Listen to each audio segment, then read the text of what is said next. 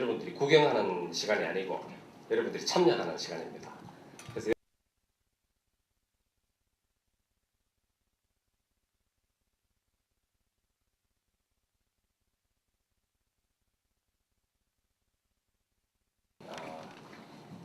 이 보관하시면서 틈틈이 읽어보시라는 뜻에서 모았습니다.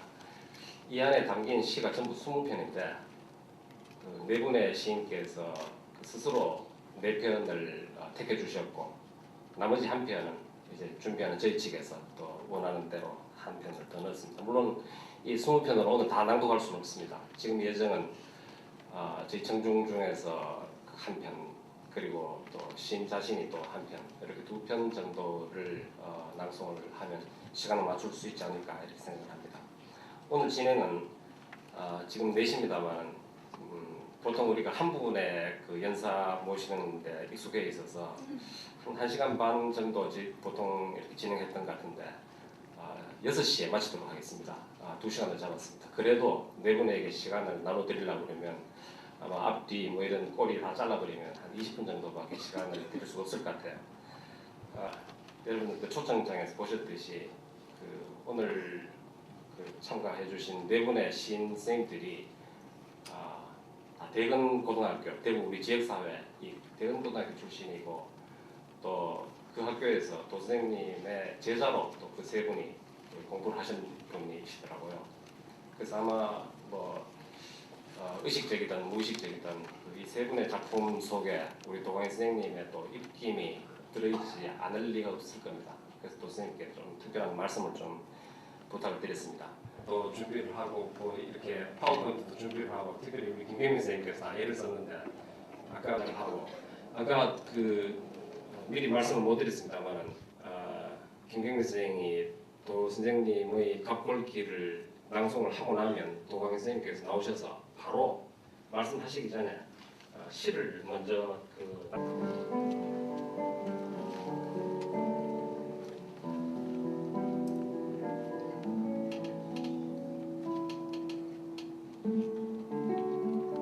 갑골길.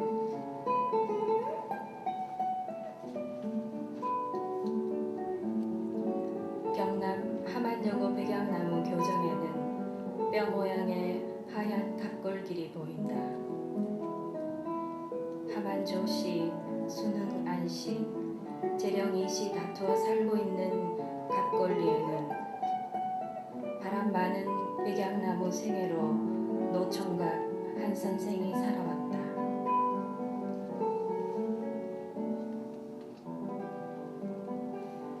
산까마귀 울음 골짜기에 잦아 외길이 진 떼기밭 능선을 이웃하면 함안조씨, 순흥안씨 사당들이 기왓골에 참연하다.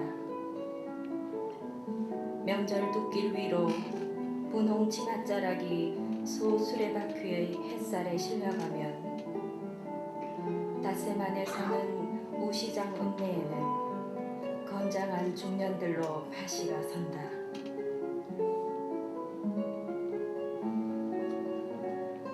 어쩌다가 높은 둑길 위로 청남빛 가을이 펼쳐지면 청동색 강이 외롭고 우마차 바퀴에 옛날이 실려가면 함안여고 백양나무 교정에서 40대 노총각 한 선생은 유년의 여선생을 생각이라도 하는 걸까?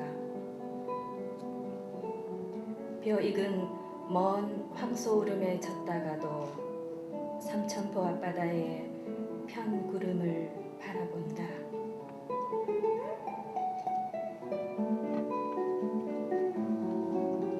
자, 여러분들 도광희 선생님을 큰 박수로 맞아주시기 바랍니다.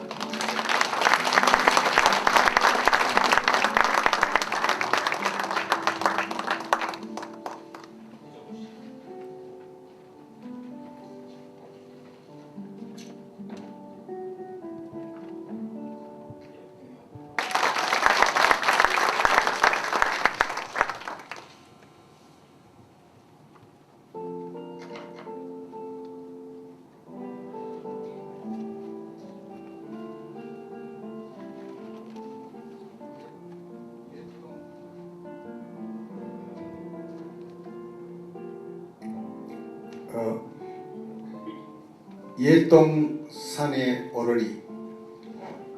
이건 고향의 뒷동산이라고 보면 되겠습니다. 자기 고향의 뒷동산이라고 보면 되겠습니다. 예동산에 올랐다.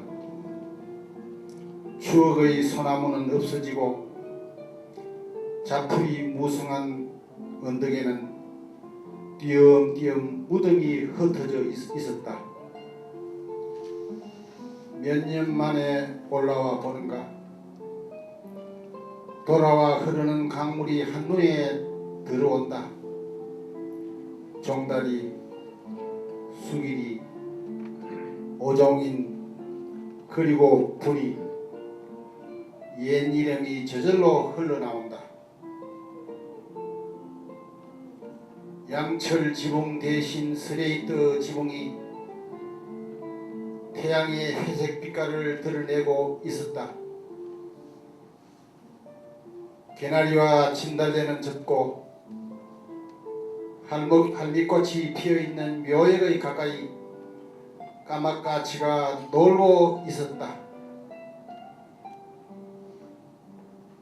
황순원 선생은 1월에서 출생의 시비를 말했지만 한평생 살다 맞는 죽음이야말로 얼마나 음숙한 것인가. 소주병이 뒹구는 비탈길을 내려오니 무덤엔 노랑나비 한 마리가 앉아 있었다. 마을 건너 산이 있고 산 가운데 강이 흐르는 산불고 수불심이라 더니 눈물조차 안 나오는 풍경이다.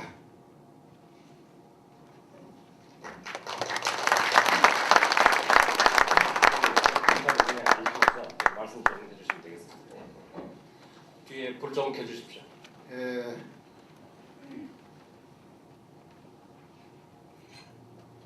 오늘 이렇게 토요일 오후 참 황금보다 더 귀한 시간인데 참석해 주신 여러 선생님들에게 감사를 드립니다. 그리고 학교에 대해서도 고맙게 생각하고요. 실무를 담당하시는 김중우 선생님께도 이 고마움이 오래 가게 될 것 같습니다.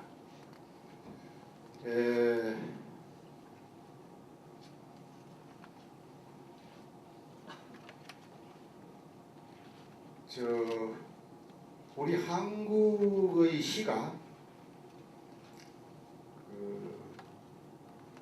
서울부터 시작해서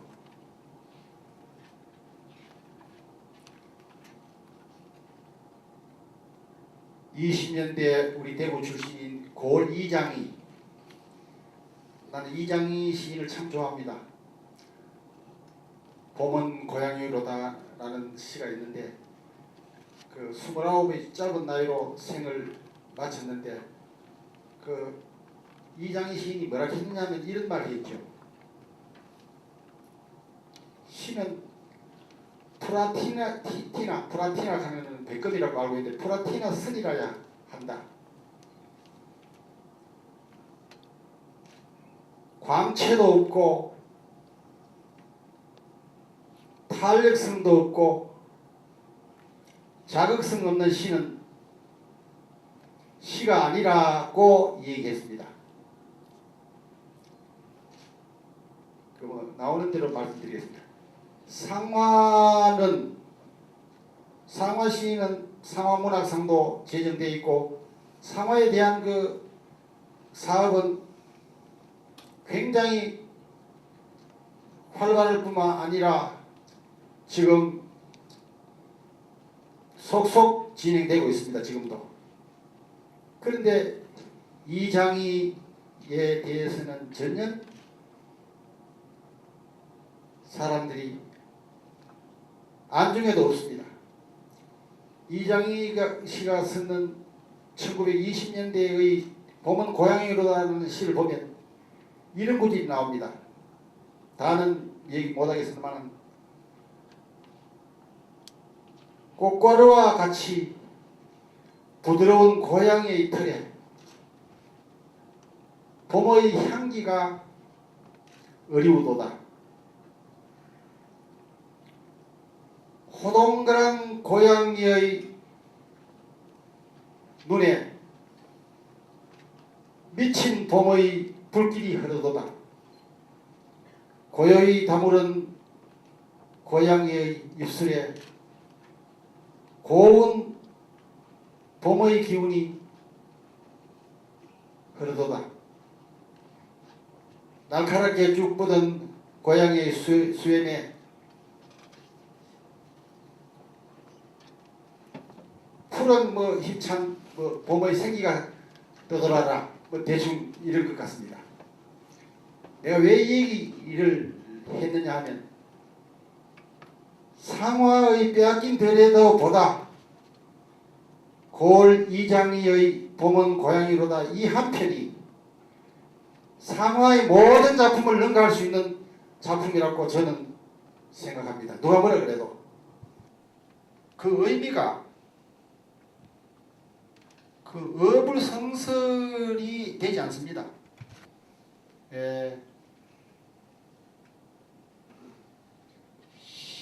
시가 되려 그러면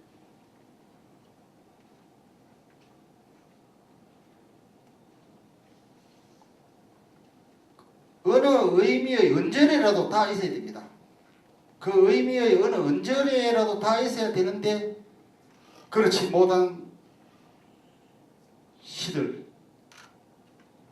그리고 시 속에는 보편성 같은 거 너무 한쪽으로 치우치는 그 특수성에 치우치면 시가 난해질 뿐만 아니라 논리적인 어떤 비약이 심해지죠. 그래서 보편적인 어떤 그런 그 정서를 띄워야 되는데 모골 선생님의 시에서는 그런 것이 있거든요.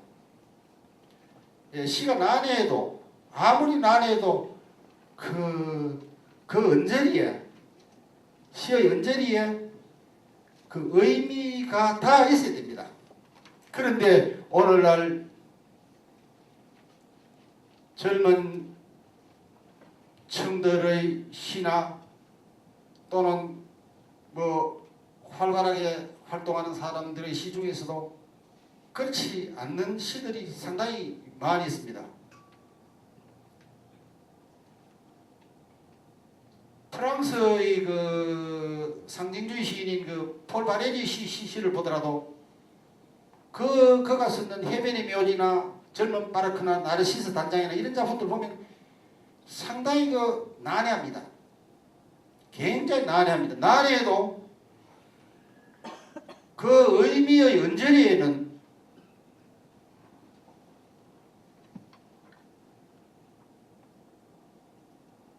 아주 빛나는 그런 어떤 언어의 표현들이 곳곳에 만나게 되거든요. 예를 들면 이건 내가 꼭 얘기해야 되겠습니다. 좀 어긋나더라도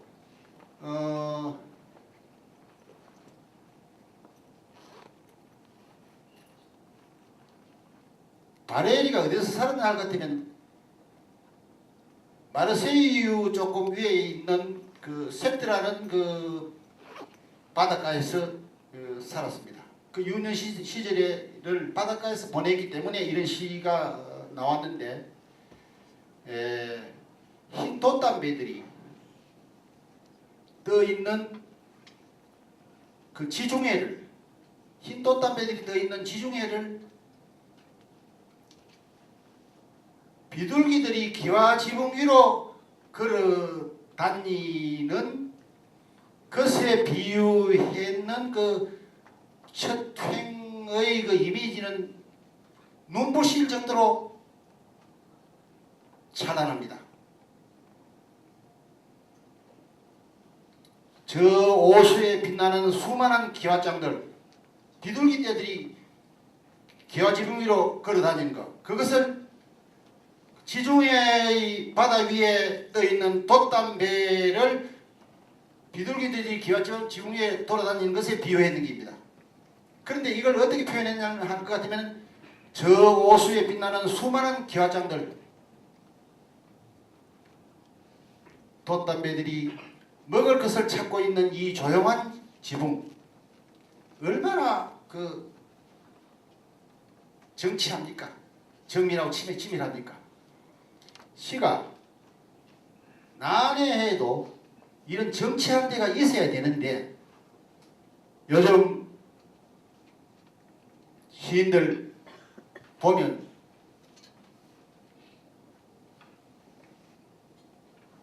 그러한 데서 자꾸만 멀어져 가는 데 대해서 안타까움을 가집니다. 그래서 제가 모걸 선생의 시를 지금도 좋아하고 모걸 선생님의 시에 대해서 애정을 누구보다도 많이 갖고 있습니다. 모걸 선생님 시 하나만 낭독하겠습니다. 이분이 썼는 시 중에서 41년에 썼는 시인데 길처럼이라는 시, 이게 문장지 추천작입니다. 근천에, 경주 근천에 가면 자기 그 생가가 살던 그 곳 대문에 동판으로 새겨져 있는 시인데 그 얼마나 외롭고 적적하고 그리고 눈물 나는 봄날의 인가를 이 시를 통해서 우리가 만날 수 있죠. 먼 산 구비구비리 돌아갔기로 산구비마다 절로 슬픔이 일어 산울림 멀리 퍼져나가다 산울림 홀로 돌아나가다 어쩐지 울음이 돌고 생각처럼 그리움처럼 길은 신라 같다. 이런 시라든가 또 연륜이라는 이 작품도 역시 문장지 추천작입니다. 지금도 내 이 시를 어떨 때 낭독할 때마다 나는 왜 이런 표현을 못하나 하고 가슴을 칩니다. 연륜이라는 시. 슬픔의 시를 뿌려놓고 가시네는 영 돌아오지 않았다.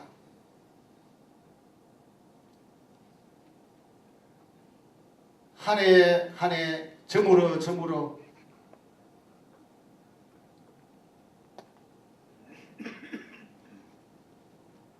즐거운 나무에는 핏빛 연륜이 감기였다.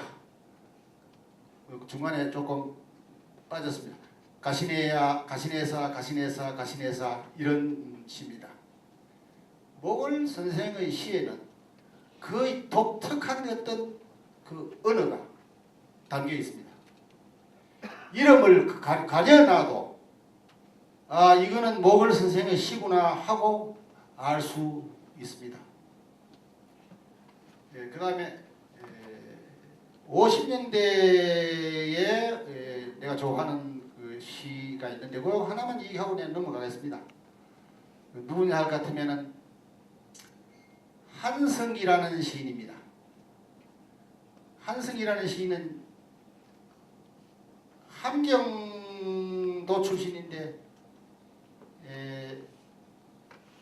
추풍령 근처에서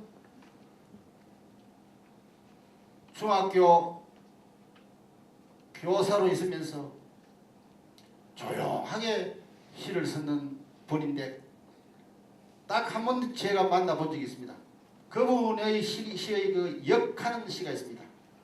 역이라는 시가 현대문학의 제1회 아마 추천작이 아닌가 그렇게 생각되는데 이 시를 한번 낭독하면서 시에 대한 어떤 약간의 설명을 한번 곁드리겠습니다.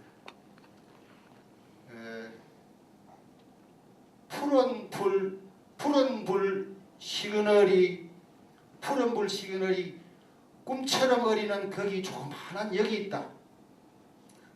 푸른 불 시그널이 꿈처럼 어리는 거기 조그마한 역이 있다. 빈 대합실에는 의자 하나 없고 이따금 급행열차가 어지럽게 경적을 울리며 지나간다. 이건 누구나 다 쓸 수 있죠. 그 다음에 참 눈이 오고 비가 오고 아득한 선로 위에 없는 듯 있는 듯 없는 듯 있는 듯 거기 조만한 역처럼 내가 있다.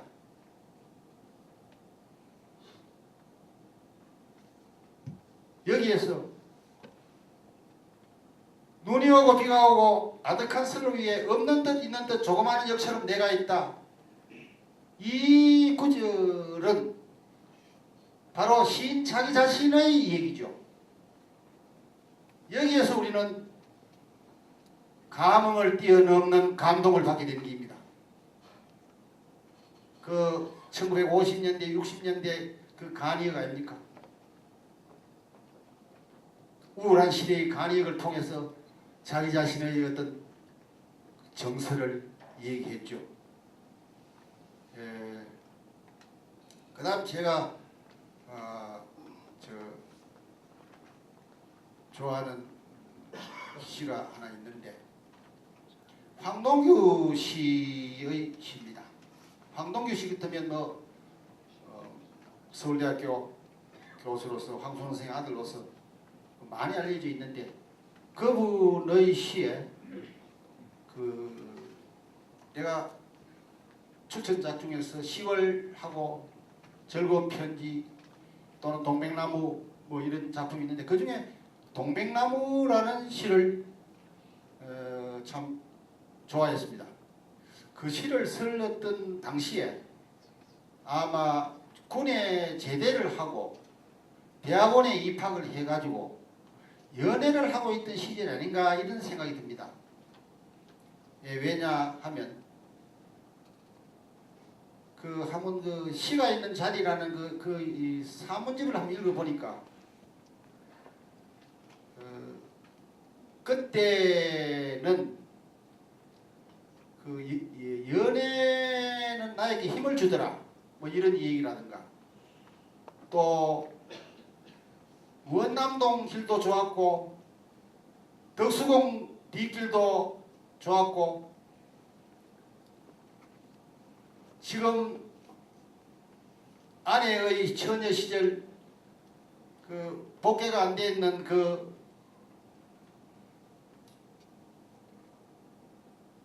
가로등도 별로 없는 상도동 길도 참 좋았다 하는 그런 글을 읽고 이분이 연애를 하면서 이 동백나무를 쓰지 않았나. 그래 놓이기에 이런 섬세하고 은밀한 어떤 언어가 나오게 됐구나. 다른 시야 황동규 씨 다른 시야 뭡니까 풍장도 있고 많이 있습니다. 연작이 있지만은 그런 거는 노래 가면 누구나 안 씁니까? 노래 가면 씁니다. 그러고 비평가들이 아십니까? 네 작품 좋다 그러면 아십니까? 힘을 얻어서 쓸 수 있지만은 이 동백나무는 쉽게 쓰여지지 않을 것 같은 그런 느낌을 내가 가졌습니다. 동백나무를 맵시 있는 어떤 여자에 비유해서 쓰는 시죠. 저 여자는 또 손을 반쯤 들고 서 있구나. 햇볕이 잔잔한 속에 밀려있는 하나의 파도와 같이 햇빛은 얼마나 잔잔한 것일까? 얼마나 조용한 것일까? 우리를 어떻게 느끼게 하는 것일까? 그 여자의 마음을 적시는 맑은 물결의 흐름을 햇빛처럼 내리는 지난 나라의 얘기에 가느다란 폭포처럼 쏟아지는 알 수 없는 속삭임에 그 여자는 지금 손을 적시는가? 그 여자의 마음속에 나타나는 모든 것을 우리는 생각할 수 없는 것인가? 그러나 우리는 안다. 그 여자가 또 손을 반쯤 들고 서 있는 것을, 그리고 맵시 있게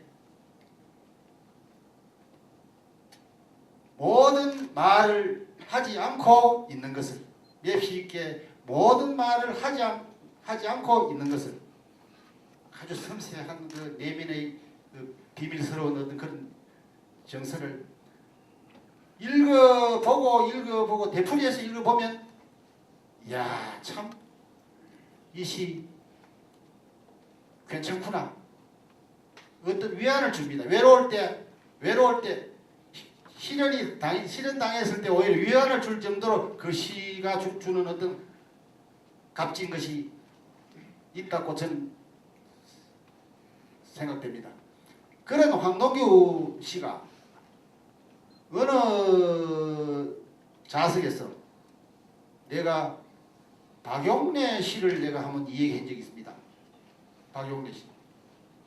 박용래 그러면 그 전형눈이라든가 고양이라든가 공주에서라든가 뭐 그 등 작품이 있는데, 특히 그 여기에 계시는 분들이 이 시는 꼭 한번 접해야 되겠다 하는 생각에서 하는 이 얘기입니다.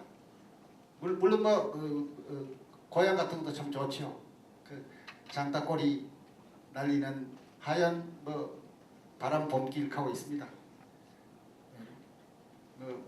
물들어 물 볼까 나는 서툴냐 하고 있는데, 이런 시도 우리를 굉장히 쓸쓸하게 만들지만은, 전형눈 같은 작품은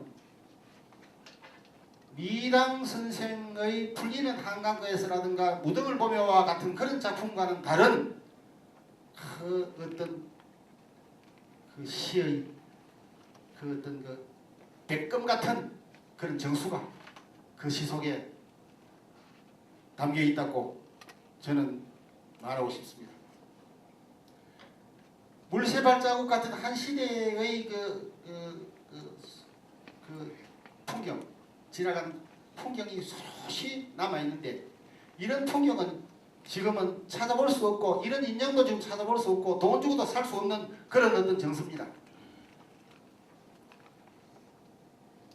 늦은 저녁 때 오는 눈발은 말집 호롱불 밑에 붑니다. 늦은 저녁 때 오는 눈발은 조롱말 발굽 밑에 붑니다. 늦은 저녁 때 오는 눈발은 여물 서는 소리에 붑니다. 늦은 저녁 때 오는 눈발은 견들이 빈틈한 다짐에 붑니다. 이거는 고뇌 없이 못 씁니다.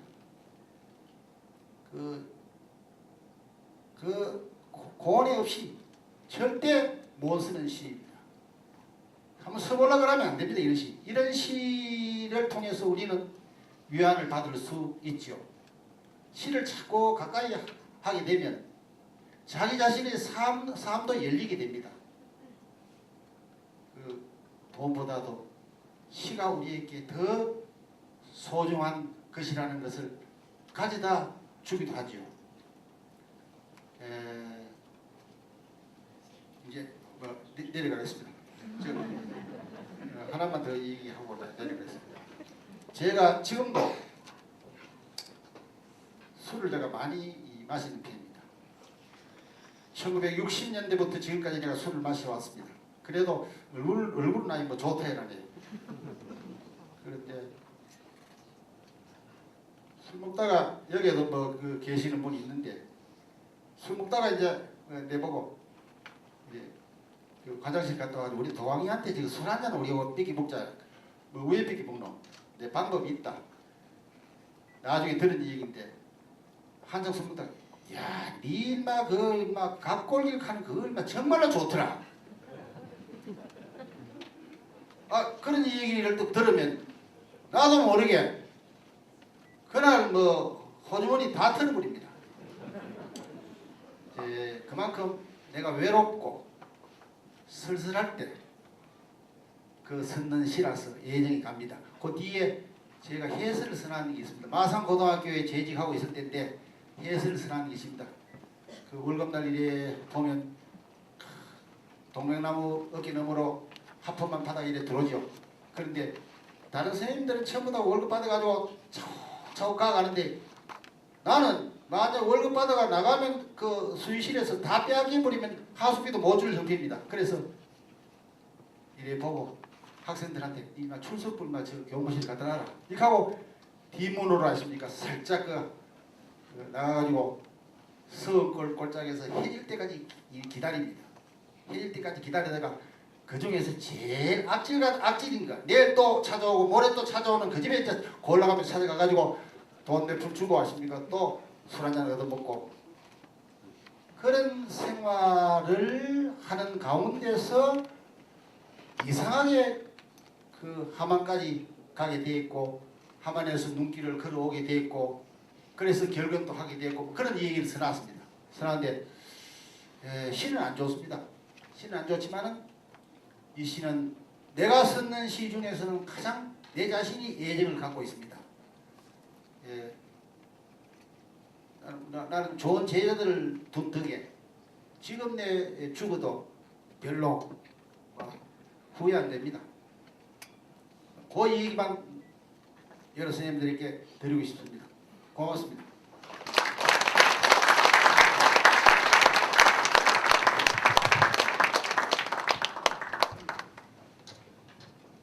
대단히 고맙습니다.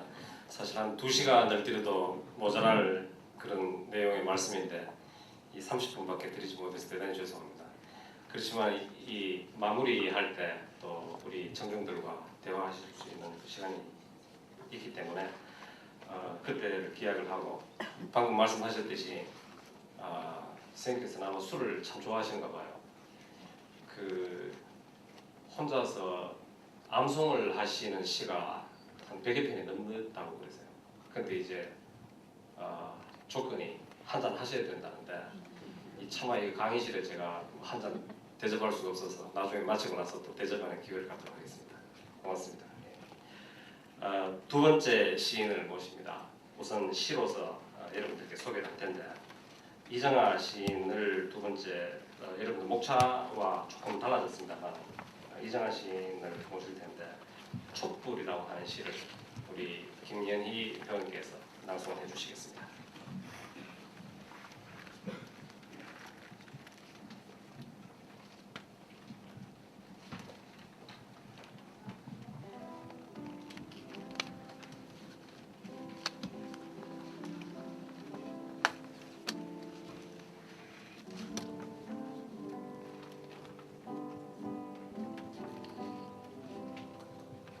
촛불 사랑하는 사람과 함께라면 한 자루의 촛불을 켜고 마주 앉아 보라. 고요하게 일렁이는 불빛 너머로 사랑하는 이의 얼굴은 더욱더 아름다워 보일 것이고 또한 사랑은 멀고 높은 곳에 있는 것이 아니라 아주 가깝고 낮은 곳에 있음을 깨닫게 될 것이다.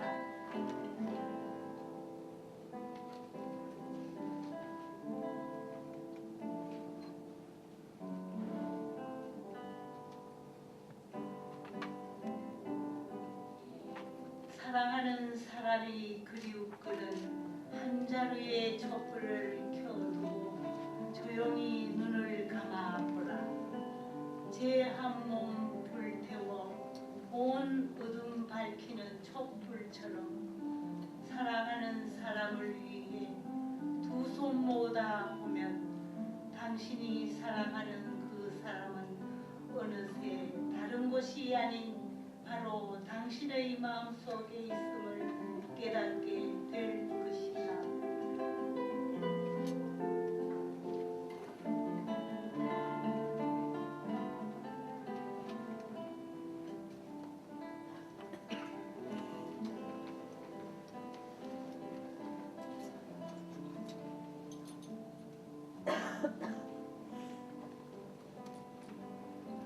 여러분들 이정아 시인을 큰 박수로 맞아주시기 바랍니다.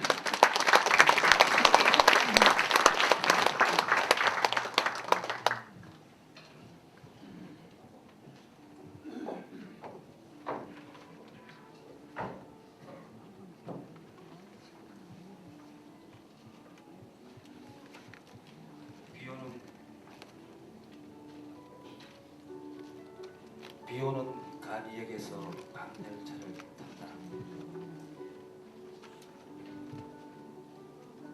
기차는 오지 않았고 나는 대합실에서 서성거렸다. 여전히 비는 내리고 있었고 비옷을 입은 역수만이 고단한 하루를 짊어지고 플랫폼 희미한 가로등 아래 서 있었다. 조급할 것도 없었지만 나는 어서 그가 들고 있는 깃발이 오르기를 바랐다. 산다는 것은 때로 까닭 모를 슬픔을 부여안고 떠나가는 밤열차 같은 것. 가지 않을 수도 중도에 내릴 수도 다시는 되돌아올 수도 없는 길. 쓸쓸했다. 내가 희망하는 것은 언제나 연정했고 하나뿐인 차표를 환불할 수도 없었으므로 기차가 들어오고 있었고 나는 버릇처럼 뒤를 돌아다보았지만 그와 닮은 사람 하나 찾아볼 수 없다. 끝내 배웅도 하지 않으시는가. 나직이 한숨을 몰아쉬며 나는 비오는 간이역에서 밤열차를 탔다.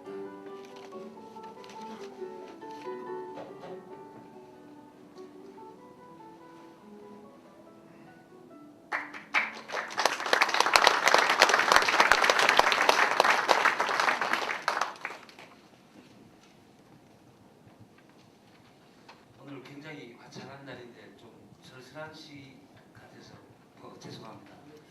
순서가 원래 제가 아니었던 것 같은데 갑자기 바뀌는 바람에 저는 아까 말씀해주신 도강희 선생님의 제자입니다. 그래서 대구에서 시 공부를 하고 지금은 서울에서 활동을 하고 있습니다. 모처럼 대구에 오늘 내려왔는데 대구 동대구역 플랫폼에 내려서면서 그리고 이 아름다운 계명대 교정에 들어서면서 정책이 시는 저도 참으로 오래간만에 시를 생각해 보게 되었습니다. 앞서 우리 도강희 선생님께서 말씀하셨지만 시는 참 사람이 우리가 살아갈 때 삶이 고단할 때 참 수백 마디의 그런 말보다 한 줄의 시가 더 어떤 감흥과 위로를 주는 것 같습니다. 결국 이 한 줄의 시가 사람의 마음을 움직이는 그런 글이기 때문이라고 저는 생각을 했습니다. 요즘 사실 굉장히 건조한 삶을 살아가고 있습니다. 인터넷이 넘쳐흐르고 또 책이나 한 편의 시를 읽기보다는 컴퓨터의 화면 그리고 온갖 영상물들 그런 급하고 빨리 흘러가는 것들이 넘쳐나는 것 같은데 사실 시와 혹은 문학과 책은 굉장히 사람들에게 멀어져 가고 있는 것 같습니다. 특히나 우리 자녀들 젊은 층에서는 더더욱 그러한 현상이 깊어지고 있는데 사실 저로서는 걱정이 되지 않을 수가 없습니다. 왜냐하면 그렇게 빠르게 흘러가서 빠르게 걸어가서 자신이 어디를 걸어왔는지 또 어디를 향해 걸어가고 있는지 그런 생각도 없이 바쁘게만 걸어가고 있는 것 같습니다. 그러다 보니 마음은 황폐해지고 어떤 마음의 여유마저 사실 찾아볼 수가 없습니다. 요즘 흔히 일어나는 그런 큰 사건들도 사실 어떤 마음의 어떤 여유가 없고 정서적으로 메말랐기 때문이 아닌가 그런 생각을 합니다. 실제로 그런 엄청난 사건들이 일어나도 그냥 그렇게 큰 충격으로 받아들이지 않는 것이 지금 아마 우리들의 생태가 아닌가 그렇게 생각을 합니다. 저는 여기 오신 여러분들께서 오늘 정말 길지 않은 시간이지만 단 한 편의 시라도 마음속에 담아두시고 댁에 돌아가셔서 자기가 가장 사랑하는 사람, 자기가 가장 아끼는 사람들한테, 남편은 아내에게, 아내는 또 남편에게 화장품이나 이런 것만 선물하지 말고 시 한 편 선물하는 그런 가장 가까운 사람이 되었으면 합니다. 사실 시는 제가 감히 시에 대해서 뭐라고 말씀은 드릴 수 없지만 이 한 편의 시가 사실은 우리를 반성케 하고 또 우리 고단한 삶을 위로해주고 또 앞으로 우리가 어떻게 살아야 할지, 내가 그런 삶이 어떠했는지, 내 주변의 풍경은 어떠했는지, 그리고 앞으로 우리가 어떻게 살아가야 할 것인지 그런 것들을 한 편의 시를 읽고 또 한 편의 시를 가슴에 담아둠으로 해서 그 시들이 그런 사색으로 인해서 우리가 좀 더 풍성하고 또 윤택한 삶을 살아나갈 수 있지 않나 그렇게 생각을 합니다. 값비싼 물건, 값비싼 지상품들만 선물하지 말고 마음을 아름답게 할 수 있는 시 한 편을 선물하시는 여러분들이 되길 바라겠습니다. 저는 여기서 마치겠습니다. 감사합니다.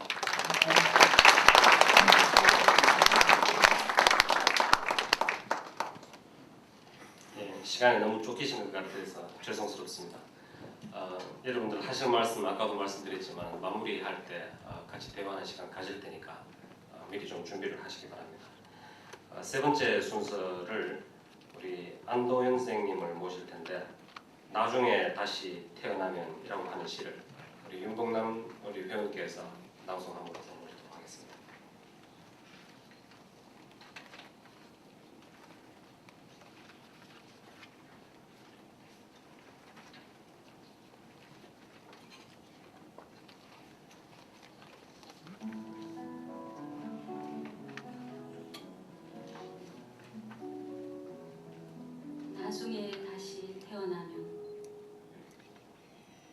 나중에 다시 태어나면 나 자전거가 되리.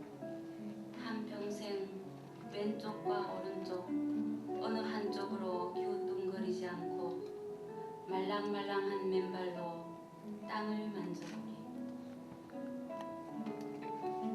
구부러진 길은 반듯하게 펴고 반듯한 길은 구부르기도 하면서 이 세상의 모든 모퉁이, 움푹 패인 구둥이, 모난 돌멩이들 내 두 바퀴에 감아 기억하리. 가위가 광목천 가르듯이 바람을 가르겠지만 바람을 찢어 밝히진 않으리. 나 어느 날은 구름이 머문 곳에 주소를 물으러 가고 또 어느 날은 잃어버린 달의 반지를 찾으러 가기도 하리. 페달을 밟는 발바닥은 촉촉해지고 발목은 굵어지고 종아리는 단단해지리.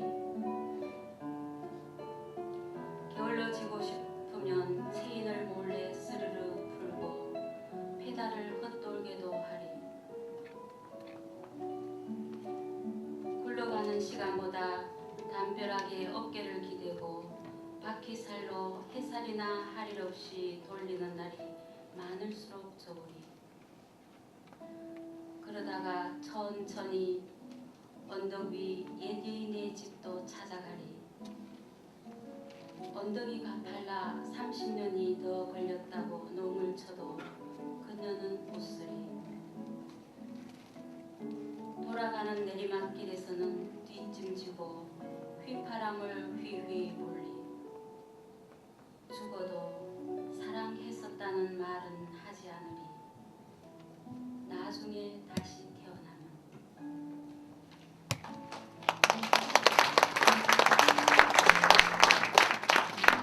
여러분들 안도현 시인을 큰 박수로 맞아주시기 바랍니다.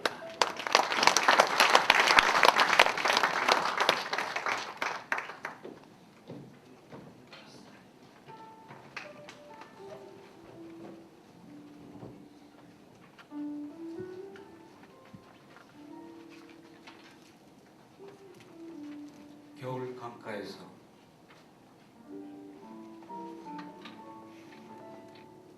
어린 눈발들이 다른 데도 아니고 강물 속으로 뛰어내리는 것이, 그리하여 형체도 없이 녹아 사라지는 것이 강은 안타까웠던 것이다. 그래서 눈발이 물 위에 닿기 전에 몸을 바꿔 흐르려고 이리저리 자꾸 뒤척였는데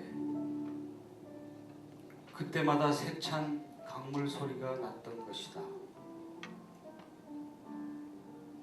그런 줄도 모르고 계속 철없이 눈은 내려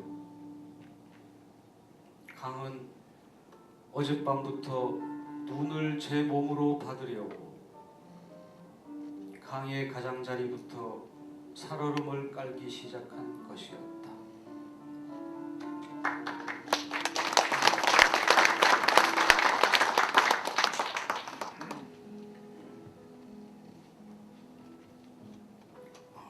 반갑습니다. 저는 대구에서 고등학교까지 다녔습니다만 지금 전라북도 전주에 살고 있습니다. 계명대학은 1년에 한두 번 정도 오는 것 같습니다. 문희창작가 이성복 선생님이나 장옥관 선생님들 잘 알고 있고, 올 때마다 학교가 너무 예뻐서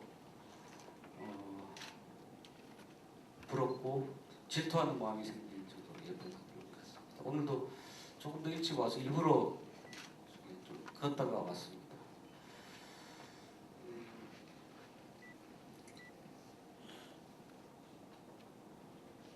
아까 제일 처음에 나오신 도광희 선생님, 고등학교 때 은사님이십니다. 딱 30년 전에 선생님한테 시를 배웠는데 선생님 옆에 서면 정말 자꾸 작아지는 것 같습니다. 우선 키 차이가 많이 나기 때문에 제가 오늘 자리도 잘못 잡아서 이렇게 바로 옆에 앉게 됐어요. 그래서 오래 있었습니다. 고등학교 때 입학을 했는데 우리 학교에 시인 선생님이 계신다고 해서 저 3년 동안 국어 시간은 수업은 받아본 적이 없습니다. 그 시인 선생님이라고 이제 막 선배들이 그 선생님을 소개해 주셨는데 멀리서 보니까 지금은 이렇게 머리가 이렇게 다 하얗게 되시고 이렇게 좀 벗겨진 걸 가리기 위해서 모자도 쓰고 오셨습니다. 젊으실 때 지금이 아마 제 나이쯤 되셨던 것 같습니다. 미남이시고 키가 크고 이렇게 운동장가에서 바람 불 때 선생님이 머리카락을 이렇게 딱 이렇게 한번 넘기면 야, 시인은 바로 저런 모습이구나. 저는 남학생이었는데도 가슴이 막 두근두근 뛰고 그랬습니다. 제가 생각하는 시적인 것은 시인은 키가 좀 커야 되고 선생님처럼 잘생기고 저처럼 키가 작고 잘 못생기고 뭐 이런 것도 과연 이런 인간도 시인이 될 수 있을까 이런 고민을 하면서 지금까지 살아왔는데요. 선생님이 앞에 계시니까 계속 좋은 이야기 하는 것보다 흉을 하나 보겠습니다.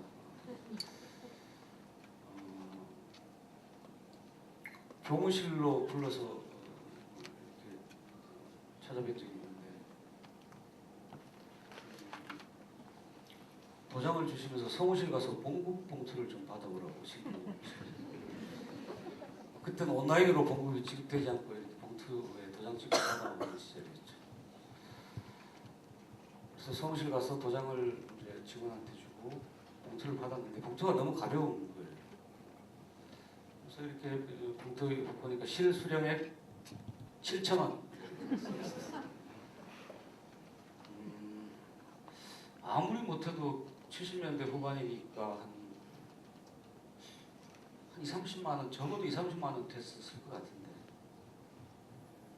나중에 알고 보니까 선생님께서 아까도 약간 고백을 하셨습니다만 술값으로 가불을 다 해가지고, 가불 오랜만에 듣는 말 용어죠. 그래서 술값으로 이미 미리 다 봉급을 써버리셨다는 거예요. 요즘 같으면 선생님도 가장이신데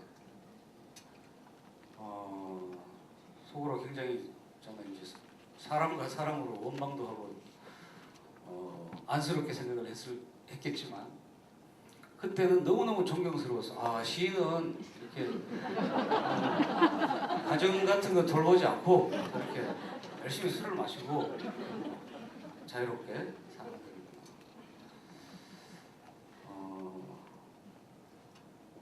선생님한테 배운 이후로 저도 그렇게 한번 해보려고 했는데 아직도 실천을 못하고, 그래서 요즘 가불도 안 되고. 선배들이 이야기하기를 우리 선생님은 시인이기 때문에 비가 와도 우산을 쓰고 다니지 않는다. 실제로 선배들이 동성로에서 몇 번 목격을 했다고 해요. 바바리 입고 가시는데 우산을 안 쓰고 막 걸어가시더라. 그때도 역시 시인은 비 와도 우산 따위는 쓰지 않고 걸어가는 사람이구나. 학교를 졸업하고 나중에 선생님한테 여쭤봤습니다. 선생님 정말 비 오면 우산 안 쓰고 이렇게 다니십니까? 여쭤보니까 하시는 말씀이, 내가 미친 놈인 줄 알아? 그러니까 뭐 환상이 좀 깨지긴 했지만 어쨌든 어린 시절에 멀리서 뵀던 선생님은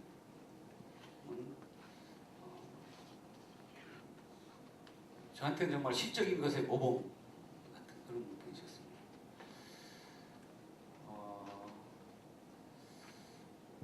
아까 갑골길 같은 시는 지금은 많이 까먹었으면 거의 다 외우고, 꽤 긴 시인데 다 외우고 다니고.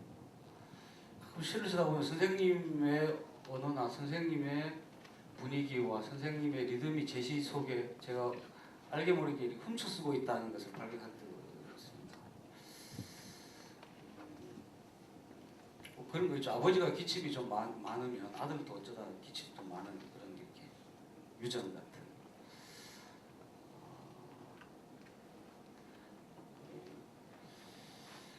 오늘 원래 이 모임이 늘 문학이나 시를 공부하는 모임은 아닌 걸로 알고 있습니다. 모처럼 이렇게 시를 기획하신 거죠.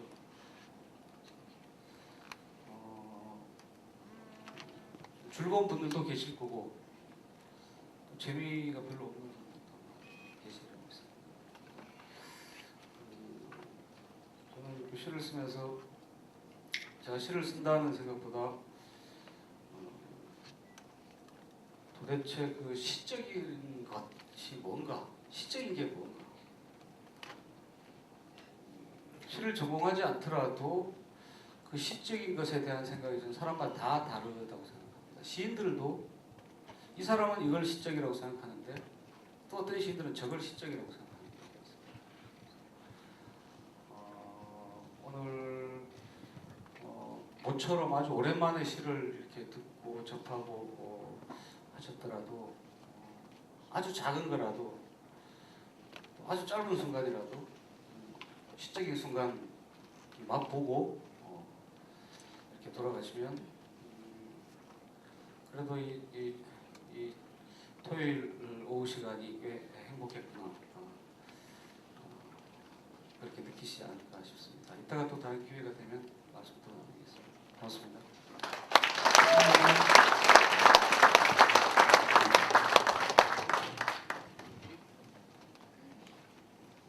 감사합니다. 이제 마지막으로 서정윤 시인을 모실 텐데, 서정윤 시인의 시는 여러분도 잘 아시는 홀로서기라고 하는 시를 우리 조현길 회원께서 낭송함으로써 시인을 모시겠습니다.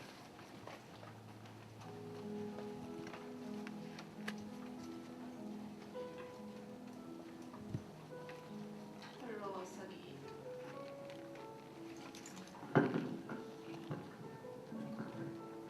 기다림은 만남을 목적으로 하지 않아도 좋다. 가슴이 아프면 아픈 채로 바람이 불면 고개를 높이 쳐들면서 날리는 아득한 미소. 어디엔가 있을 나의 한쪽을 위해 헤매이던 숱한 방황의 날들. 태어나면서 이미 누군가가 정해졌었다면 이제는 그를 만나고 싶다. 누군가가 나를 향해 다가오면 나는 움찔 뒤로 물러난다. 그러다가 그가 나에게서 멀어져 갈 땐 발을 동동 구르며 손짓을 한다. 만날 때 이미 헤어질 준비를 하는 우리는 아주 냉담하게 돌아설 수 있지만 시간이 지나면 지날수록 아파오는 가슴 한구석의 나무는 심하게 흔들리고 있다. 떠나는 사람은 잡을 수 없고 떠날 사람을 잡는 것만큼 자신이 초라할 수 없다. 떠날 사람은 보내야 한다. 하늘이 무너지는 아픔일지라도.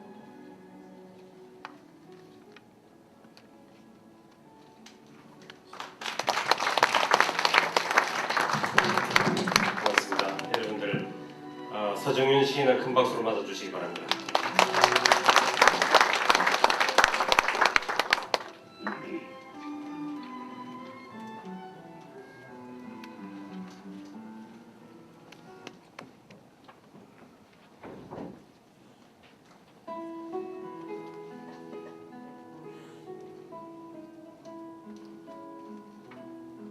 소망의 시 1.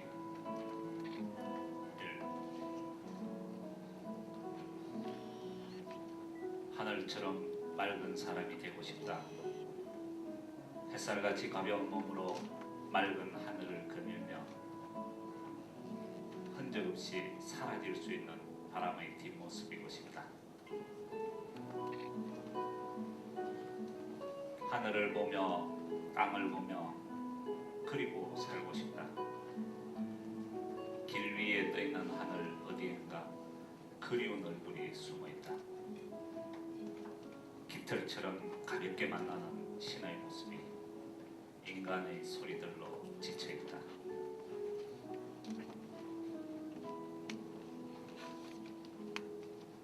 불기둥과 구름기둥을 앞세우고 알타의 산맥을 넘어 약속의 땅에 동굴을 파던 때부터 끈질기게 이어져 오던 사랑의 땅, 눈물의 땅에서 이제는 바다처럼 조용히 자신의 일을 하고 싶다. 맑은 눈으로 이 땅을 지켜야지.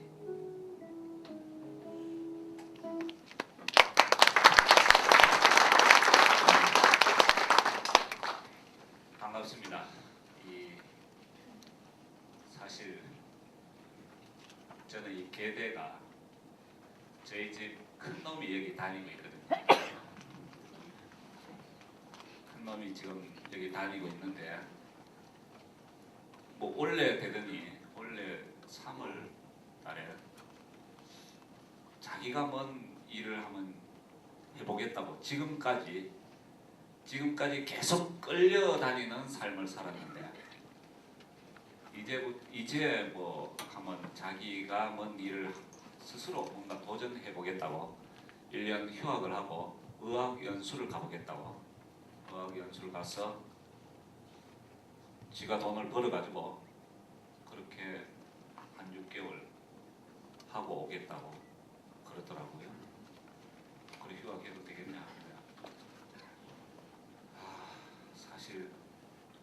저의 입장에서는 1년이라도 빨리 학교를 마치고 빨리 제가 짐을 벗는 게 제일 좋은데 그래도 뭐 직업도 그렇게 하겠다는데 어쩔 수 없이 학교에 한번 여쭤봐라 이래가지고 지금 휴학이 된 상태. 1년 동안 지금 어디 갔다 오겠다는데 아직 간 건 아니고 제가 이 홀로 쓰기라는 것을 쓴 것은 80년에 썼는데 그게 부제에도 있지만 둘이 만나 쓰는 것이 아니라 홀로 쓴 둘이가 만나는 것이다. 그러니까 홀로 쓴다는 것은 둘이 만나기 위한 전제 조건으로 먼저 홀로 써야 한다 이야기거든요. 근데 이제 이것이 뭐 자꾸 이래 사람들한테 쓰이다 보니까 홀로 쓰기는 혼자 살아가는 것을 의미하는 것으로 들리는데, 여하튼 그 홀로 쓰기를 제가 쓴 것은 그런 의미입니다. 둘이 만나기 위한 어떤 전제 조건으로 먼저 홀로 써 있어야지 된다. 그래야 상대방에게 부담을 주지 않고 그렇게 같이 이 아까 이야기한 자전거 나왔지요. 안보현 시인의 그 자전거 바퀴가 두 개 서로 같이 굴러가듯이 그렇게 서로에게 의지하지만 같이 굴러가는 그런 어떤 의미로서의 홀로 쓴다는 것이고, 또 방금 읽은 이 소망의 시 이것은 사실 우리 민족의 역사가 2000년 지금 역사학자들이 2000년 정도로 잡고 있는 것으로 아는데 저는 그것보다는 훨씬 더 오래다고 생각합니다. 사실 바벨탑을 역사학자들이 종교학자들이나 역사학자들이 바벨탑이 어디에 있었는지를 아직도 확실치는 않지만 중앙아시아 어디쯤이라고 지금 대충 그렇게 감을 잡고 있다고 하는 이야기를 들었습니다.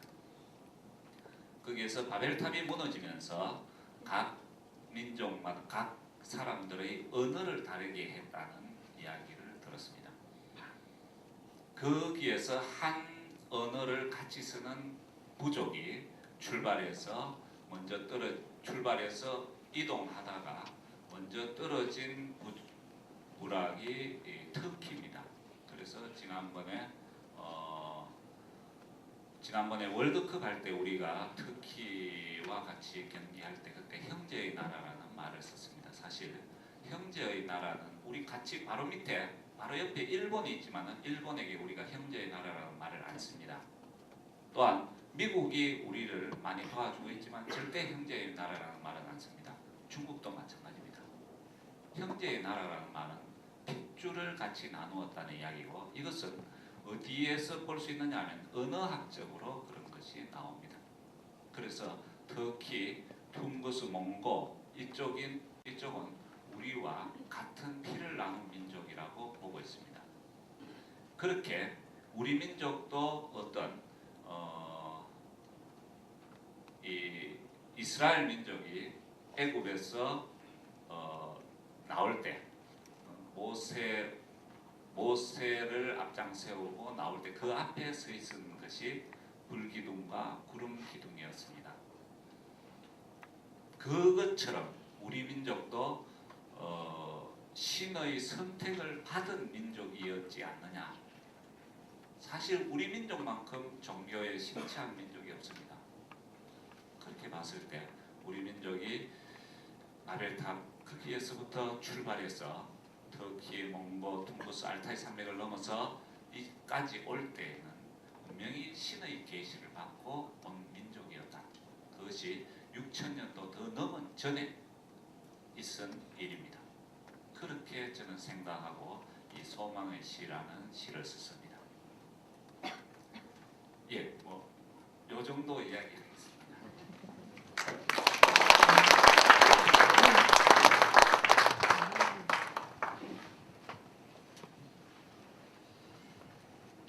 뒤에 불 좀 켜주십시오 우선.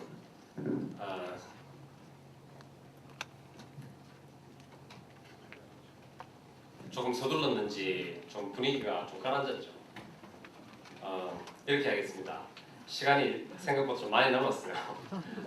그렇지만은 충분히 우리가 의미 있게 보낼 수 있겠다고 생각이 되는데 우선 네 분 시인을 앞자리로 모시겠습니다. 좀 불편하시겠지만 저쪽에 두 분, 이쪽에 두 분 와서 앉아 주시면 마이크가 무선이 계기에 하나가 준비가 되어 있거든요. 그래서 우선 원하시는 분들 아마 내가 한번 이 시를 낭송하고 싶다 자발적으로 원하시는 분들의 기회를 먼저 드리겠습니다.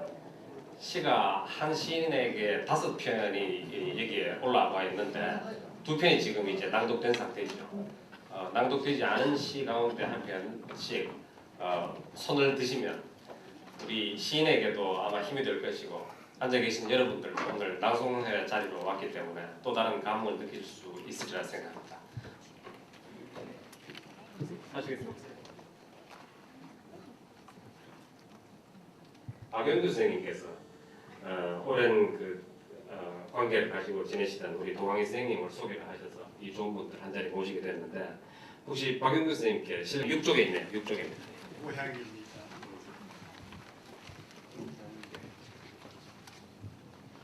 까치 소리에 구름이 모였다 흩어졌다. 무학산 등성이에 올라가니 하양의 강물이 강하자 변양자입니다. 강물이 햇볕에 드러났다. 구름을 쏘다니는 백수들의 고함이 불황스럽고 우악해 보이지만 갈 곳 능선을 오르다 보면 슈만의 트로이메라의 바이올린 선율에 멘델스존의 아베 마리아 아름다운 선율에 하양의 강물이 흐르고 있었다. 네, 감사합니다. 나머지 세 분이 계시는데 혹시 그 사이에 마음 정하신 분 있어요?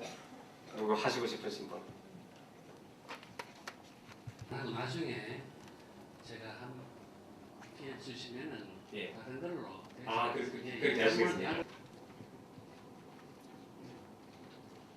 시에 조연이 없습니다만 열심히 해보겠습니다. 16쪽에 사랑한다는 것으로 사랑한다는 것으로 새의 날개를 긋고 너희 곁에 두려하지 말고 가슴에 작은 보금자리를 만들어 종일 지친 날개를 쉬고 다시 날아갈 힘을 줄 수 있어야 하리라.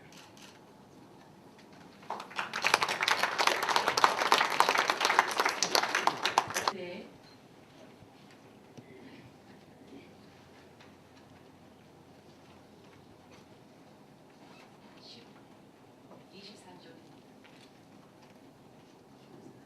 불을 좀 환하게 켜주실 수 있겠습니까? 더 환하게. 그대 굳이 아는 척 하지 않아도 좋다. 찬비에 젖어도 세잎은 돋고 구름에 가려도 빛은 떠나니 죄송합니다. 별은 떠나니 그대 굳이 손 내미지 않아도 좋다. 말 한 번 끝내지 못하면서 마른 낙엽처럼 잘도 타오르는 나는 혼자 뜨겁게 사랑한다. 혼자 뜨겁게 사랑하다. 나 스스로 사랑이 되면 그뿐.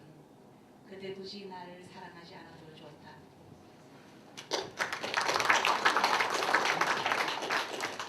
갑작스레 부탁드리면 돋보기도 없는데.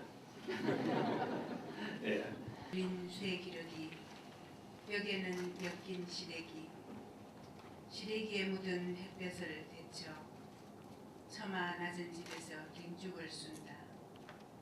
바발보다 나물이 많아서 슬픈 주 훌쩍이며 떠먹는 밥상 모서리 쇠기력이 그림자가 간을 치고 간다.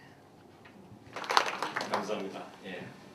낭송을 했습니다만 사실 이 낭송 자체가 우리 자신에 대한 물음이기도 하고 마침 여기 시인들이 계시는데 시인들에 대한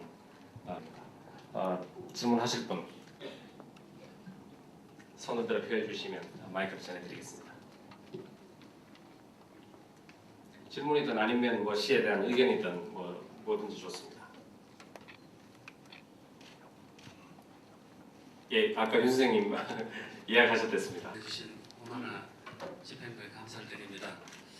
저는 의학을 하고 있는 사람이지만 어떻게 견눈으로 소위 그 문학 부분에서 머뭇거리고 있는 사람입니다. 최근에 저희들이 의과대학에 의학과 예술이라는 강좌를 개설해가지고 3년째 운영을 하고 있습니다. 전국에 40여 개의 의과대학이 있지만 그 예는 그렇게 많지 않습니다. 왜 의학을 하는 사람들이 문학을 하는가에 대한 예술을 하는가에 대한 그 질문이 많이 있고 그에 대한 답이 다 나와 있습니다. 예술이라 문학과 의학은 상당히 많이 닮아 있다는 겁니다. 인간을 소재로 하고 있고 주제로 하고 있고 또 인간의 고통을 주제로 하고 있으며 그것을 치유하려는 노력하는 데 있어 가지고 문학과 의학은 아주 닮아 있다는 겁니다. 그렇게 해서 그 문학을 예술을 공부하는 의사들은 훨씬 더 심성이 고와지고 상상력이 풍부해지고 창작력이 강해지고 인격적인 의사가 될 수 있다. 그것이 진료에 도움이 된다. 그래서 인격의학이라는 학문까지 나오고 있는 그런 추세에 있습니다.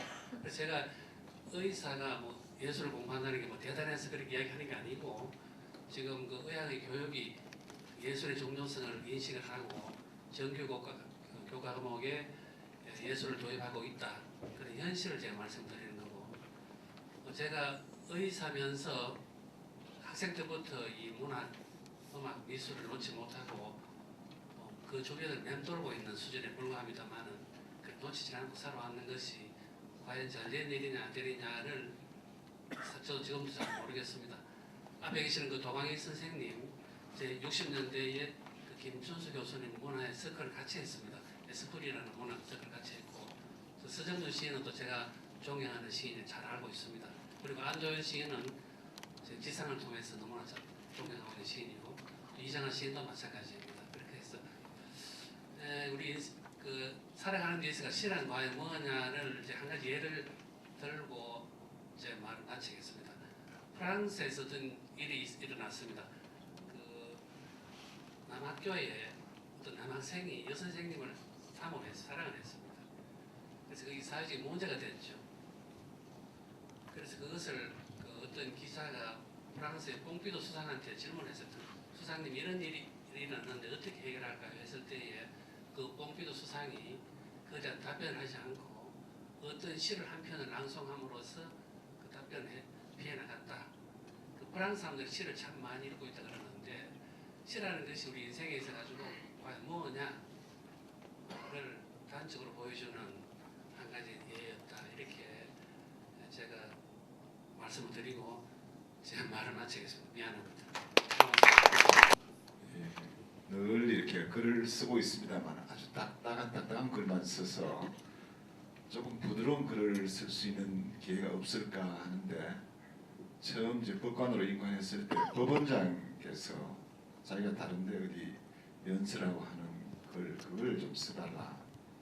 아무래도 연세 드신 분보다는 젊은 사람 가슴이 박닥박닥 뛰겠나 해서 그러기 시작하면서부터 말랑말랑한 글로 이렇게 가다가 수필 등단을 하게 됐습니다만은 글쟁이를 갈 수가 없습니다.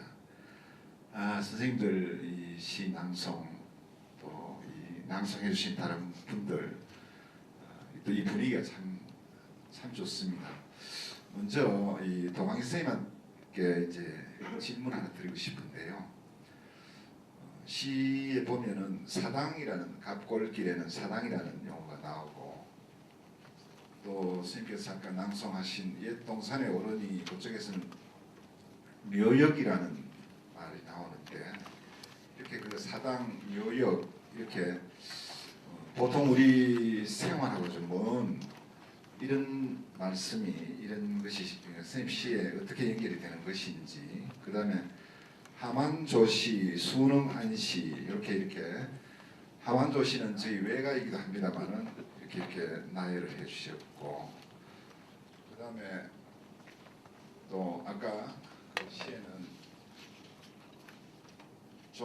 종다리, 수길이, 오종인 이렇게 사람들 성씨들이 나열이 되어 있습니다.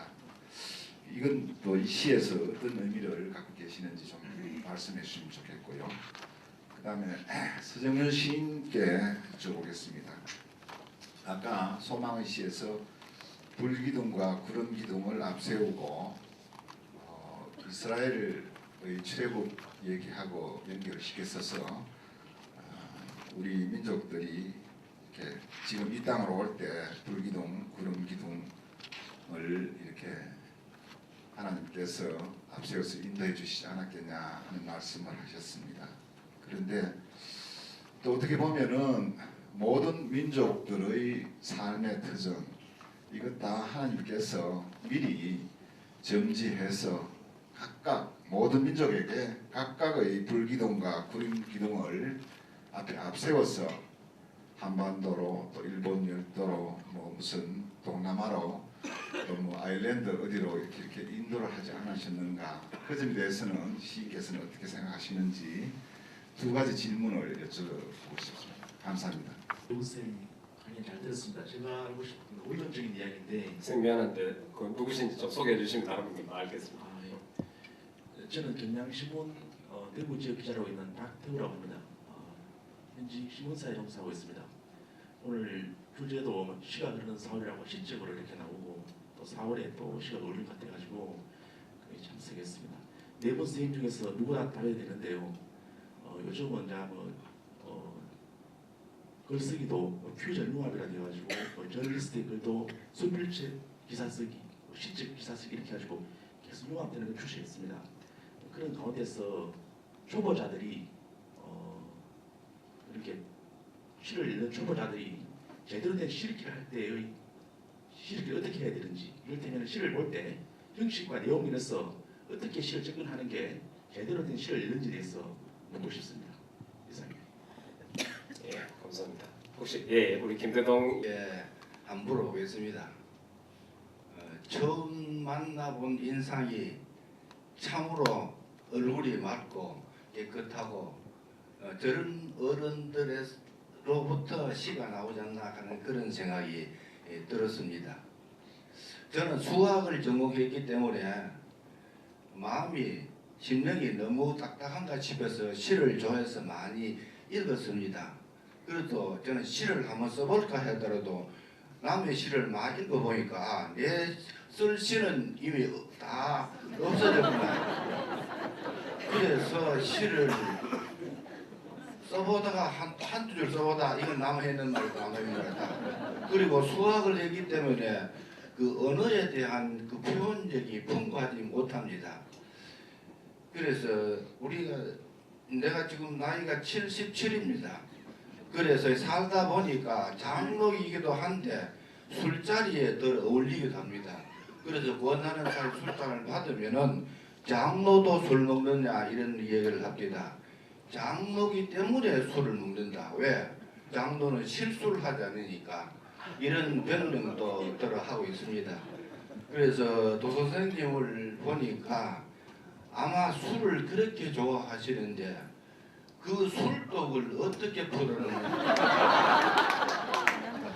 그래 제가 보니까 첫인상에 참 좋으신 분이다 이런 생각했는데 아마 그 술독을 실어서 풀지 않았나 이런 생각이 듭니다.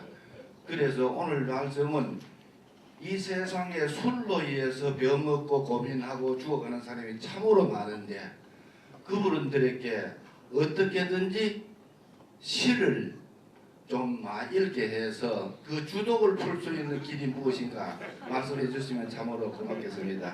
감사합니다. 대단히 고맙습니다. 아마 오늘 질문 전체를 다 아우르셨던 것 같습니다. 이제 한 15분 정도의 시간을 앞에 계신 네 분께 드리도록 하겠습니다. 앉으신 순서대로 이렇게 간단하게 말씀을 해주시면 감사하겠습니다. 도원 선생님. 또 김익환 판사님 또 사당과 종다리 수길이 갈래머리 분익하고 물으셨는데 아울러서 답변을 드리겠습니다. 제가 59년도에 그 학교 다닐 때 경북대학교에서 청마 유치환 선생님이 부임하신다는 얘기를 들었습니다. 그 당시에 경북대학교 국문과는 온통 고전문학 하시는 선생님밖에 없었습니다. 그래서 고전 하시는 선생님한테 잘 보이야 취직도 하고 하는데 나는 고전문학에 대해서는 취미가 없었습니다. 그런데 마침 청마 선생님 오신다 그러니까 설레이고 가슴 부풀었죠. 그렇지. 4월 초순인가로 기억하고 있는데 59년도 청마 선생님이 오셨습니다. 이 사건을 아는 사람은 그 강의 들은 사람 중에서 한 15분 그리고 시를 쓰는 사람으로서는 능인고등학교의 연구과를 과장으로 있었던 이술 선생하고 내하고 그렇습니다. 근데 그때 청마 선생님께서는 그 오실 때 책보에다가 책을 이래 사가지고 와가지고 교탁 위에 이래 놓더니 검은 보자기입니다. 이래 놓더니 칠판에다가 유치환이라고 그다랗게 써놓고는 교탁 밑에 내려오셔가지고 그 인문관 그 척백나무와 오동나무를 한번 훑어 이래 보시더니 아무 말씀도 안 하시고 시라는 것은 햇볕이 가득한 늦은 봄날에 아이들이 사금파리를 깨면서 노는 유의에 지나지 않는다는 말씀을 하시고는 도로 책보장이를 한 30m 높이쯤 되는 책보장이를 들고 인문관 복도로 나가시는 모습을 아직도 40년이 지나고 난 뒤에도 내 머릿속에 남아 있습니다. 그리고 난 뒤에 뭐 몇 번 청마생 강의도 하셨지만은 학생들은 청마생 강의 안 듣고 잔디밭에서 잡담만 하고 도시락만 먹고 가버리고 그랬습니다. 그래서 나중에 억지로 학교에서 밀려나가셨죠. 유치원 선생님은. 그러고 난 뒤에 김춘수 선생님이 오셨습니다. 김춘수 선생님 오시고 난 뒤에 강의를 들었을 때는 청마 선생님과는 완전히 다른 그런 어떤 분위기와 그런 어떤 그 열정으로 온통 뭐 강의실에 자리도 없을 정도로 빽빽했습니다. 특히 사범대학교 학생들은 김춘수 선생님 강의 들으려고 의자를 가져와서 하시면 복도에서도 이렇게 듣고 했습니다. 사무엘 테일러 콜리지가 어떻고 워즈워즈가 어떻고 워즈워즈와 콜리지는 뭐 둘이 싸움하다가 뭐 그 당시에 헤어지고 난 뒤에는 한 번도 안 만났고 뭐 영국의 호수 지방이 어떻고 뭐 오만이 얘기 다 하는데 그 당시에 저로서는 이야 저 강의 뭐 저렇게 많이 하시노 참 페단틱했습니다. 불란서 상징주의의 뭐 마르름의 그 목심의 오가도 쭉 들었는데 그거 요새 와서는 하나도 별 기억이 없어요. 책에 다 있는 기고 뭐. 그런데 청마 선생이 하셨는 시라는 것은 사금파리를 깨고 노는 놀이에 지나지 않는다 하는 그 말이 40년이 지나고 난 뒤에도 아직도 내 가슴과 머릿속에 남아 있습니다. 어떻게 답변해야 될지 모르겠습니다. 답변이 될지 모르겠습니다. 윤성도 교수님과 김익환 판사님. 예. 네, 안도현 선생님.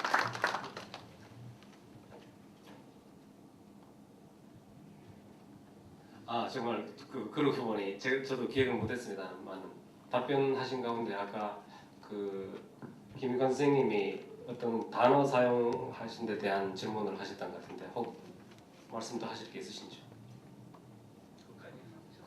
그거 합해서 얘기했지만 예. 나중에 제가 술을 한 잔 대접하면서도 얘기 드리겠습니다. 좋습니다. 예, 우리 안도현 선생님 부탁드리겠습니다. 저도 선생님께서 어떻게 주독을 푸시는지 듣고 싶었는데 아직 말씀을 안 하신 것 같습니다. 저는 아까 앞에 선생님 말씀하신 시를 어떻게 하면 제대로 읽을 수 있을까 그냥 아는 대로 조금만 말씀드리겠습니다. 전 학교에서 시 쓰는 것을 가르치고 있고 저는 꽤 많은 시를 읽는 사람 중에 하나입니다. 근데 이 시라는 텍스트가 언젠가부터 시험 공부를 할 때 읽지 않으면 안 되는 그 무엇으로 이렇게 되면서 중고등학교를 다녔던 분들이 시에 대해서 굉장히 많은 오해들을 하고 있는 게 좀 많은 것 같습니다. 여기 계신 분들도 학교 다니면서 시를 즐겁게 배웠던 기억이 아마 별로 없으실 겁니다. 시간은 왠지 어렵고 나하고는 상관없는 것 같고 까다롭고 좀 괴로우셨을 텐데요. 그래서 저도 잘 모르겠습니다만 시에서 우리가 알고 있는 이런저런 지식들이 있습니다. 비유에 관한 걸 알지, 함축이나 상징, 시를 제대로 이해를 하려면 제대로 맛보려면은 지금까지 알고 있는 모든 지식들을 없애버리는 게 첫 번째 길인 것 같습니다. 자기만의 어떤 잣대를 갖지 말고 시를 보는 거죠.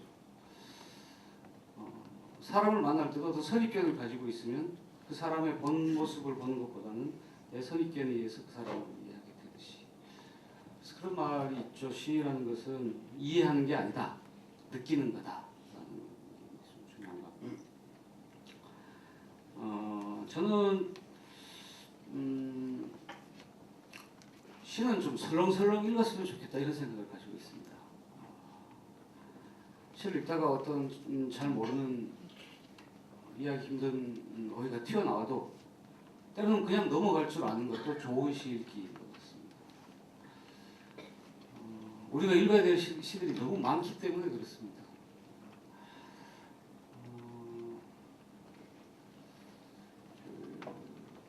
저는 시 읽기가 음식 맛보는 거하고 똑같다고 생각하는데요. 사람들이 음식도 좋아하는 음식이 있고 싫어하는 음식이 있습니다. 우선은 좋아하는 음식을 먼저 먹고 싫어하는 음식은 뒤로 제껴둬도 나중에 그 음식을 좋아하게 될 때 또 맛보면 되는 거죠. 초등학교 다닐 때 짜장면 좋아한다고 해서 노년이 될 때까지 짜장면 먹어야 될 이유도 없는 것처럼 우선 지금 나한테 맞는 거, 지금 맛있는 거 이걸 그냥 먹다 보면 나중에 다시 입맛도 바뀌는 것 같습니다. 시를 대할 때 너무 심각해 하지 마시고 오늘은 좀 심각하신 것 같아요. 즐겁게 그냥 맛보듯이 시를 느끼려는 자세가 좀 우선되어야 할 것 같고 설렁설렁 읽는 것도 참 좋은 시 읽기고 굳이 꼭 선생님은 시를 많이 외우십니다만 저는 잘 못 외웁니다. 좋은 외우게 되는 게 좋아서 외우게 되는 것은 어쩔 수 없는 거지만 우리는 학교 다닐 때 시 공부하면서 국어 선생님들한테 강요받다시피 했습니다. 외워 숙제야. 근데 꼭 시를 외워야 될까 이거에 대해서 저는 회의적인 생각을 가지고 있고 설렁설렁 대충대충 읽는 게 시를 제일 잘 읽는 길일 수도 있다 생각합니다. 마치겠습니다. 사실 제가 강연 자리는 참 많이 지금까지 참 많이 가봤습니다만 오늘처럼 떨리는 자리가 없습니다. 사실 여기 뭐 안도현 시인이나 이대화 시인도 있지만 다 같은 마음일 겁니다. 요 앞에 앉아 계신 분들은 전혀 안 떨립니다. 지금이라도 뭐 마이크 잡고 일어서가 한 2시간씩 하라고 할 수 있는데 저 뒤에 앉아 계시는 우리 은사님, 선생님, 고등학교 때 선생님입니다. 그러니까 선생님 계신 앞에서 제가 무슨 시에 대해서 이야기할 게 있겠습니까? 그렇습니다. 지금 시에 대해서 뭐 이야기할 게 없습니다. 그냥 제 시에 대해서는 말씀드릴 수가 있습니다. 사실 이 책에 그 목동이라는 시도 사실 조금 그런 뭐 조금 그런 쪽으로 제가 쓴 시이긴 합니다만 아까 김익환 변호사님께서 물어보셨지만 그럼 일본 놈들 죄송합니다. 일본 분들도 북한이도 좀 그렇고 일본 사람들도 그러면 하나님이 선택한 민족이지 않는가 하셨는데 아닙니다. 일본 사람들은 사실 원래 그 아이누족 원래부터 있던 사람들이고 어디서 온 사람들이 아니고 원래 있던 사람들이고 그 다음에 이제 우리나라 쪽에서 좀 갖고 필리핀에서도 저쪽 밑에서도 좀 갖고 하긴 한데 가장 그 선택받은 민족이 아니라는 표시가 뭐냐면 그 사람들은 야훼 하느님을 잘 모르는 사람들입니다. 야훼 하느님을 아는 사람이 그다지 많지 않습니다. 그렇게 보시면 됩니다. 그러니까 야훼 하느님에 대해서 어떤 경외심을 갖고 있느냐 하는 그것을 기준으로 해서 선택받았느냐 선택받지 않았는가 그것을 우리는 판단을 해야 합니다. 저는 그렇게 생각합니다. 죄송합니다만 뭔가 하고 싶은 말이 있어가지고 지금 막 뭔가 말씀하시려고 하는데 나중에 하십시다. 선생님 앞이라 가지고 정말 두렵습니다 지금. 예.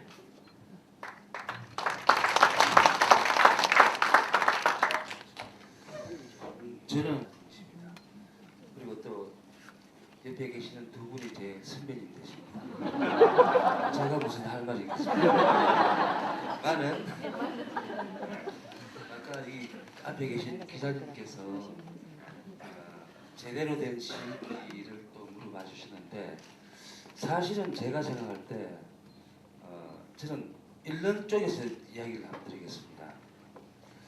자꾸 시를 어렵게 생각하기 때문에 지금 시는 좀 우리와 좀 멀어진 게 아닌가. 지금 일반 독자분들께서 시를 좀 외면하는 게 아닌가. 사실 사실 어떻게 보면 굉장히 쉬운 것이거든요.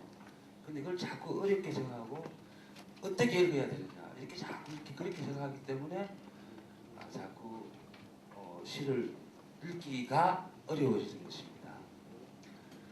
그 어떤 거린이죠. 거린이 나는 장님입니다라는 팻말을 목에 두르고 뭡니까 동량을 구했습니다. 그런데 사실은 하루가 지나도록 구걸하는 액수는 얼마 되지 않았습니다.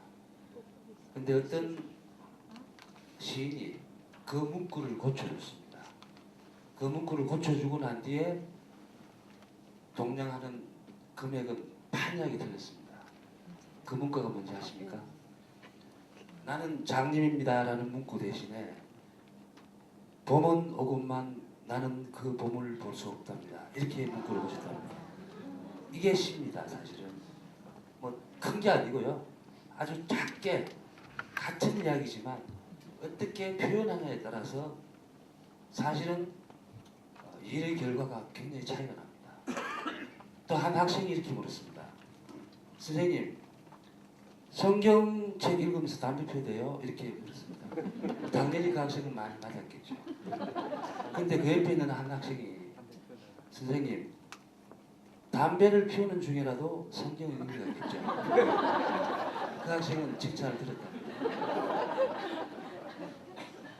이게 바로 이제 시적인 겁니다. 그래서 제가 말씀드리고자 하는 것은 오늘 이렇게 여러분들 귀한 시간을 내서 이렇게 와주셨고 사실 우리가 살아가면서 이렇게 시적으로 조금만 표현을 달리해도 조금만 문학적으로 생각을 하면 사실은 우리 삶의 결과가 우리가 해왔던 일의 결과가 굉장히 풍성하고 윤택해질 수가 있습니다. 제가 마지막 같아서 말씀을 감히 말씀드리지만 사실은 우리가 여지껏 너무 급하게 살아왔고 바쁘게 살아왔지만 한 편의 시라도 한 편의 한 권의 책이라도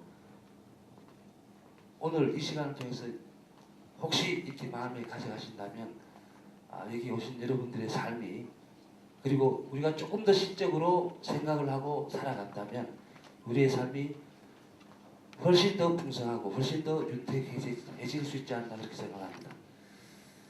마치겠습니다. 감사합니다.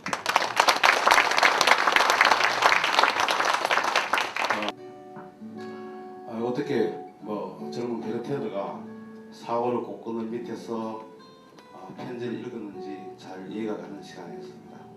청정한 사람으로서 네 분 시인께 다시 한번 감사의 말씀을 드립니다. 감사의 뜻으로 이분이 지으신 시 한 편을 함께 낭송하고자 합니다. 앞에 나오신 한 행 제가 읽고 다음 따라 읽으시면 되겠습니다.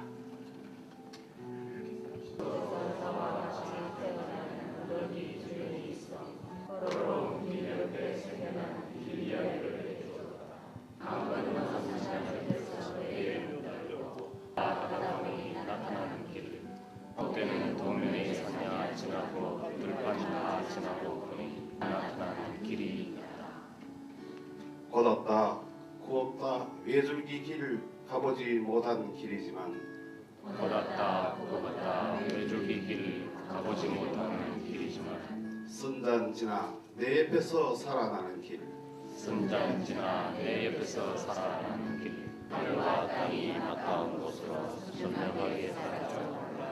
감사합니다. 읽어주십시오. 여러분 정말 반갑습니다. 긴 겨울 언제 지나나 생각했던 게 엊그제 같은데 벌써 한 봄이 되었습니다만은 부활절 계절에 따라서 우리 가족 여러분 모두의 얼굴에 새로운 빛깔이 도는 것 같아서 더 반갑습니다. 보편적으로 얘기해서 시라는 것은 그저 언어적인 예술 작품입니다. 그 예술 작품이라는 것은 개개인의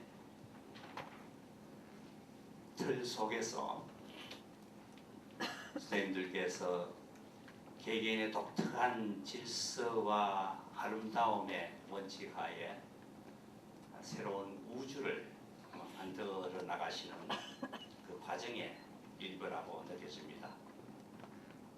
그런 시각에서 본다면 오늘 읽어주신 또 저희들이 읽은 그 시는 선생님들의 그 내면의 공간 속으로 인간적이고 가치적인 그 우주 속으로 저희들이 들어갈 수 있는 부분적으로 들어갈 수 있는 하나의 통로라고 생각되어져서 기회해 주신 점 감사하게 생각합니다. 저희들이 모이는 이 단체 이름이 아카데미아 후마나입니다만은 저희들이 중요하게 생각하는 것은 아카데미아라는 그런 면이 아니고 후마나라는 그것이 학문적이든 뭐든 어떤 그런 기관이 아니고 인간이 중요시되는 그 후마나가 중요합니다. 중요하기 때문에 저희들에게도 선생님들 시도 물론 중요하지만은 그보다 더 중요한 것은 그 시 뒤에 있는 사람 이것이 더 중요합니다. 그래서 그 도생님 뭐 술을 즐기시더라도 너무 많이 자시지 말고 오래오래 저희들 옆에 계시면서 선생님들 세계의 속으로 저희들 안내해 주시면 감사하겠습니다. 그 시라는 것이 시인 한 사람의 언어적인 예술 작품이라 생각할 때 좀 더 넓은 각도에서 한 지역도 그 지역의 언어가 당연히 있고 또 그 지역의 언어를 통해서 들어갈 수 있는 지역의 우주가 있으리라 생각되어집니다. 유네스코 통계에 의하면은 20세기 초기에는 이 지구상에 한 6천 개의 언어가 있었는데 한 세기가 지나면서 21세기에 들어오면서 2,500개가 사라져버렸대요. 예석하게 생각하는 것은 전 대구 토종입니다. 따라서 이 대구 지역의 언어, 이것이 언어적인 예술 작품을 위한 도구가 될 수 없나. 소위 한국 사람들이 생각하는 표준어 하는 것도 사실 어렵죠. 뭐 몇천 명에서는 언어입니까? 몇천만 명에서는 언어인지 모르겠습니다. 5천만 명이 다 쓴다 해도 전 인류가 60억인데 5천만 명에서는 그게 무슨 표준어입니까? 5천만 명에서든 500만 명에서든 별 의미 없는 수치입니다. 따라서 우리말, 대구말, 경상도 말로 좀 안 되겠니요? 앞으로 선생님들께서 쓰실 때 우리 언어, 지역 언어를 통한 지역의 혼을 다시 일깨우셔서 이 지역의 우주 속으로 우리 지역 주민들뿐만 아니고 외래인들도 들어갈 수 있는 길을 마련해 주시면 더욱더 감사하겠다는 생각을 해봅니다. 다시 한번 귀한 시간 내셔서 선생님 한 분 한 분이 갖고 계시는 그 아름다운 우주의 한 면에 접할 수 있는 통로로 주시고 기회도 주신 점 깊이 감사드리고 앞으로도 계속해서 좋은 작품 많이 쓰시고 부학들에게 후손들에게 남겨주실 수 있는 작품들 많이 만들어 주시기를 부탁드리면서 감사 인사 올리는 것으로 우리 부마나 가족과 모신 대분 선생님에 대한 감사의 말씀을 드리겠습니다. 대단히 감사합니다.